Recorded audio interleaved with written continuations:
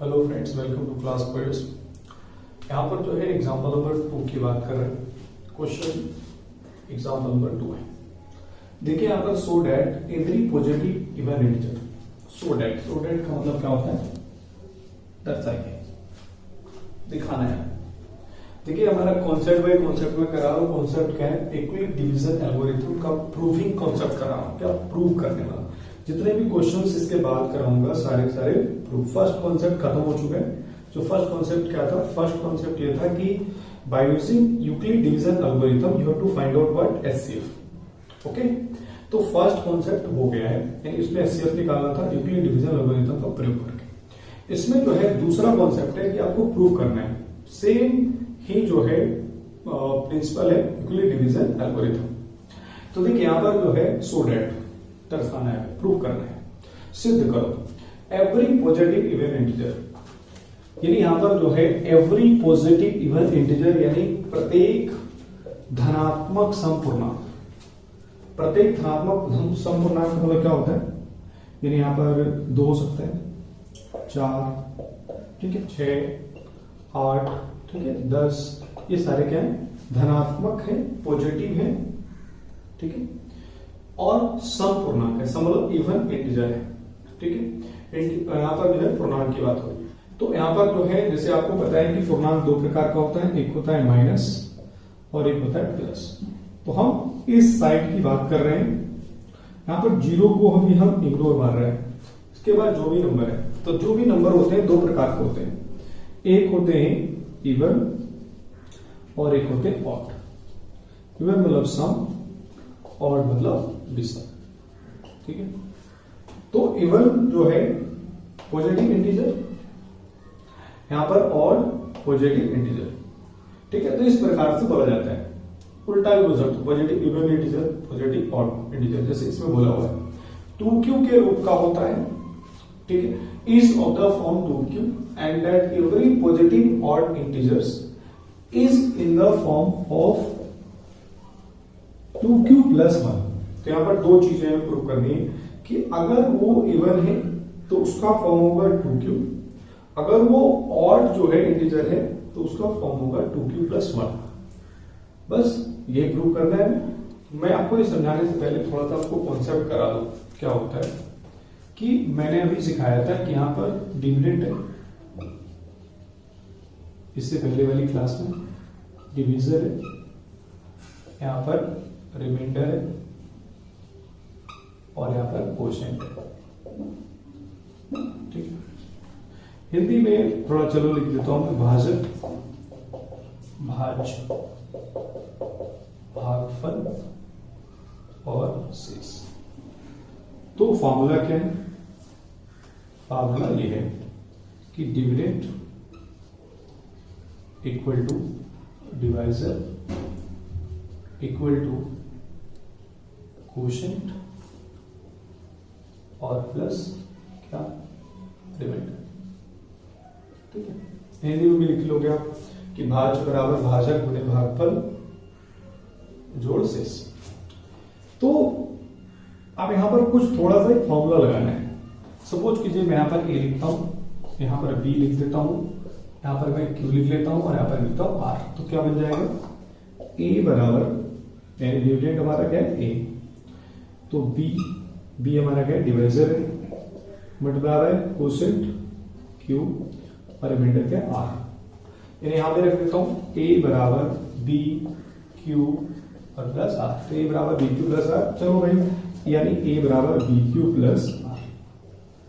क्या मल्टीप्लाई तो जहां कुछ नहीं होते मल्टीप्लाई वाले भाव होते हैं। तो ये कॉन्सेप्ट है, इसे हम बोलते हैं, नाम दे देते हैं यूक्लिड डिवीजन लेमा। जब भी कोई पूछे तो इसे हम बोलते हैं यूक्लिड विभाजन प्रमेय। तो आपके मन में एक सवाल है कि अभी तो आपने कुछ दिन पहले ये कह रहे थे कि भाई ये यूक्लिड डिवीजन एल्गोरिथम है। सही बात है, मैं ही कह रहा था, लेकिन इसके अंदर ना कुछ एक कॉन्सेप्ट और है। तो जो अगर वो ऐड हो जाता है तब वो बनता है यूक्लिड डिवीजन प्रमेय का। तो पहला कॉन्सेप्ट तो ये है ठीक है, इसको हटा देते हैं। यानी फर्स्ट कॉन्सेप्ट ये है, फर्स्ट कॉन्सेप्ट। सेकेंड कॉन्सेप्ट बताइए। चलिए सेकेंड कॉन्सेप्ट बताते हैं। सपोज कीजिए कि मैं यहां पर मेरे पास 3 है और यहां पर 6 है। 3 2 क्या होता है 6। बताओ r बराबर क्या होगा 0। ठीक है, 3 है और यहां पे 7 है। 3 2 6 क्या हो गया 1। r क्या है 1। यहां पर 3 है और यहां पे 8 है। देख रहे हो कि एक एक ऐड कर रहा हूं 6 7 8। 3 2 6 और 2 तो r बराबर क्या हो गया 2। थोड़ा सा और आगे बढ़ते हैं 3 9 3 3 9 r बराबर क्या 0। ओके, यानी क्या दिमाग में आ रहा है? दिमाग में आ रहा है कि r जो है 0 है, 1 है, 2 है, लेकिन 3 नहीं है। क्यों नहीं है? और 4 तो मतलब ये तो इम्पॉसिबल बात होगी। तो यानी इस कॉन्सेप्ट आता है कि यहां पर एक फॉर्मूला, जो सेकंड कॉन्सेप्ट है बच्चे, वो ये आता है, ये सीख लीजिए। सेकंड कॉन्सेप्ट क्या होता है 0 से बड़ा, यानी ये r इज ग्रेटर देन 0, यानी r जो है 0 से बड़ा होता है। और ये बराबर का साइन है, बराबर में ऐसे लगाते हैं, लेकिन ये हटा देते हैं, ऐसे लिखा जाता है। और ये b, यानी b से हमेशा ही r छोटा होता है। b क्या है? b याद करो, b क्या था? b हमारा जो है जिससे हम भाग दिया करते थे, डिवाइजर। b इज डिवाइजर, जिससे हम भाग दे रहे हैं। ठीक है, तो यहां पर b क्या है 3 है, 3 है, 3 है, 3 है। ठीक है, b। ठीक है, तो b जो है r से हमेशा ही बड़ा होगा, बराबर भी नहीं होगा, बड़ा ही होगा। तो ये दूसरा कॉन्सेप्ट है। बस ये दोनों कॉन्सेप्ट मिल गए तो बन गया यूक्लिड डिवीजन लेमा। अगर एक कॉन्सेप्ट तो यूक्लिड डिवीजन एल्गोरिथम, 2 कॉन्सेप्ट तो यूक्लिड डिवीजन लेमा, यानी यूक्लिड विभाजन प्रमेय। यूक्लिड्स डिवीजन लेमा, यूक्लिड विभाजन प्रमेय का क्या कहता है? a बराबर pq प्लस r, दूसरा ए फर्स्ट कॉन्सेप्ट, सेकंड कॉन्सेप्ट। तो यहां पर जो है b बराबर क्या है 2 है, तो r बराबर क्या होगा 0 1 और बस 2 तो होगा ही नहीं, लिख भी मत लेना, तो 0 और 1। ये कॉन्सेप्ट है, हो गया सो कुछ नहीं करना भाई। तो यहां पर भैया a क्या है? ठीक है, तो यहां पर इससे पहले ना पता क्या करना, let a be any positive integer.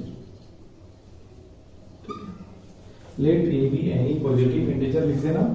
यानी माना कि a कोई धनात्मक पूर्णांक है, माना कि a कोई धनात्मक पूर्णांक है, बस ये मानना है। और b बराबर ये और ये 2 कॉन्सेप्ट हर सवाल में ही रहेगा, सब में।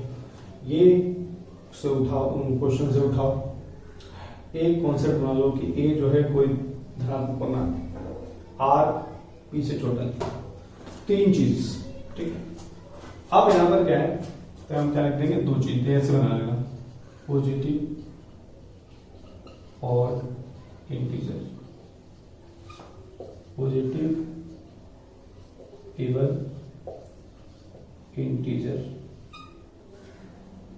a बराबर 2q प्लस 0 नहीं 1 होगा, और a बराबर 2q प्लस 0, तो a बराबर क्या 2q, और a बराबर 2q प्लस 1। सॉरी, नंबर नहीं कटेगा वो। ठीक है।